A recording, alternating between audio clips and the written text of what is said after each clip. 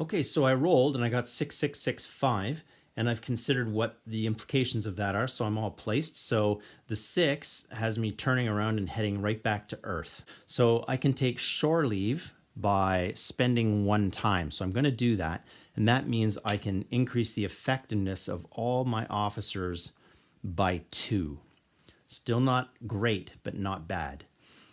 The third thing I have to do is sabotage, and I got a 6. So what that means is we lose a supply, we lose a time, we lose a leadership, which is getting close to trouble there, and we lose infiltration. Now, you'll notice that our infiltrators have decreased to 0, and there's an implication for that, which I think is immediate.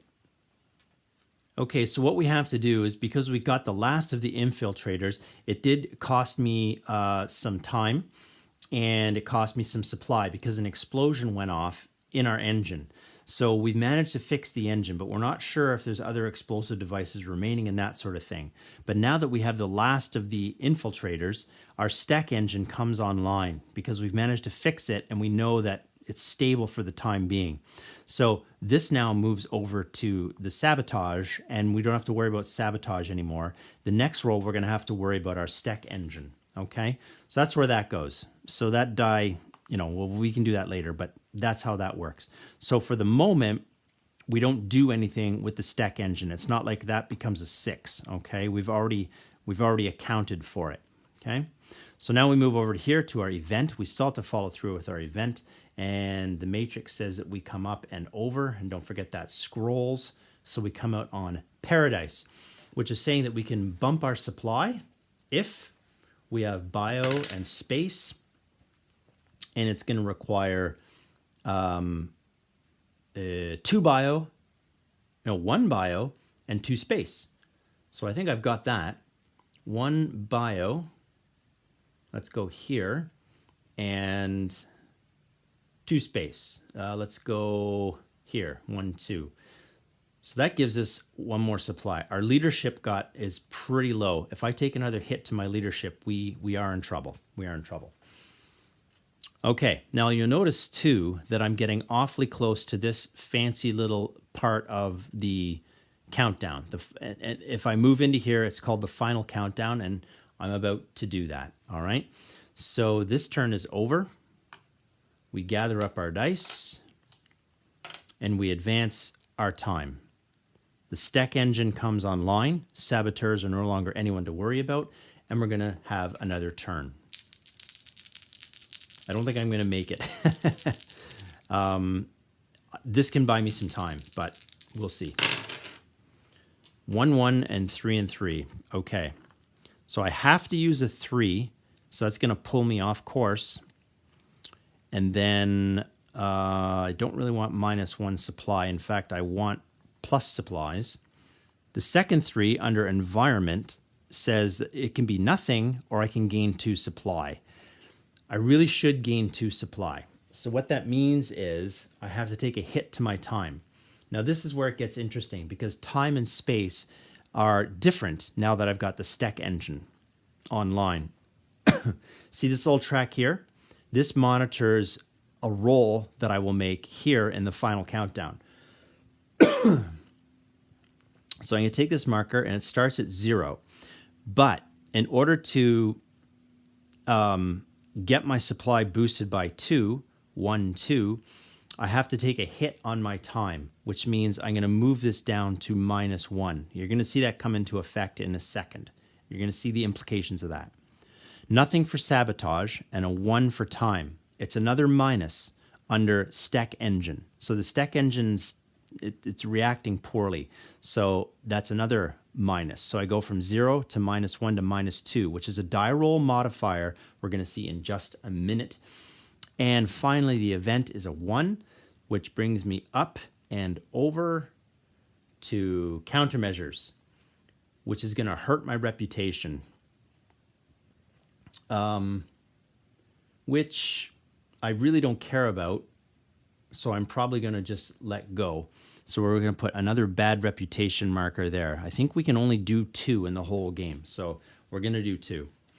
and we're going to leave it as it is. Okay, now we don't just advance time. We only advance time. You'll see here in this little space it has the number 1 and 2. Then in this one it has 1 and 3, and this one has 1 and 4. I don't want to roll a 1 or a 2, okay? If I do, then I do have to advance time.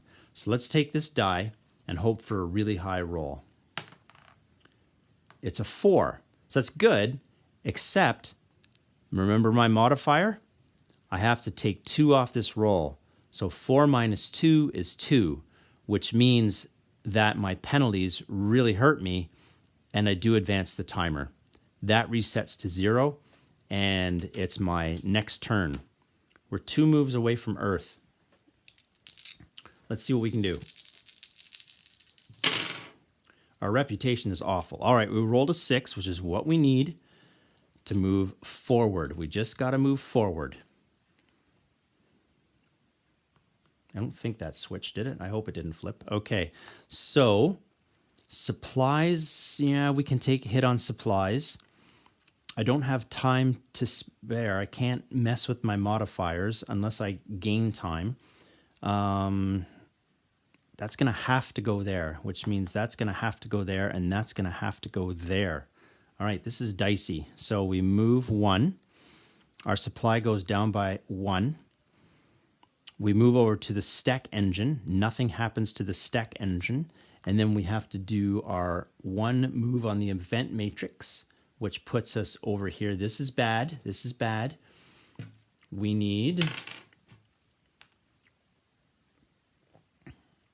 3 comm and 2 fizz. And I don't know where that was. We need 3 comm and 2 fizz. 1, 2 comm. Can't do it. We can't do it. So we simply are going to suffer a -1 on our time, which is this modifier. So now the only thing that will save me 1 move from Earth is rolling a 6. All right, come on, 6.